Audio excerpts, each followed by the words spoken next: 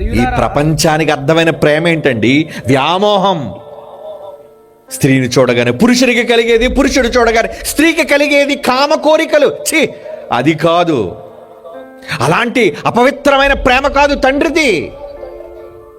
నీకోసం తన కొడుకును బలియాగం చేసి నిన్ను రక్షించాలి అనుకుని నీకోసం ప్రాణం పెట్టి తన కొడుకునే వదులుకున్న ప్రేమండి. ఆ ప్రేమకు పుట్టిందే క్రీస్తునే ప్రేమ. తండ్రిలో ప్రేమ కనబడుతుంది, క్రీస్తులో ప్రేమ కనబడుతుంది. క్రీస్తును నమ్ముకున్న క్రైస్తవుల్లో ఎందుకు ప్రేమ లేదు చెప్పండి? ఉందా ప్రేమ? ఎవడు ఉందన్నోళ్ళు చేతులు ఎత్తాడు. క్రైస్తవుల్లో ప్రేమ ఉందన్నోళ్ళు ఒక్క చేయలేగలేదు. చూసారు? ఎందుకు? ద్వేషం. క్రైస్తవులకి శత్రువులు, పగలు, ద్వేషాలు. వద్దర్రా. నిజమైన క్రిస్మస్ అంటే ఏంటో తెలుసా? నీ పొరుగు వారిని ప్రేమించటం.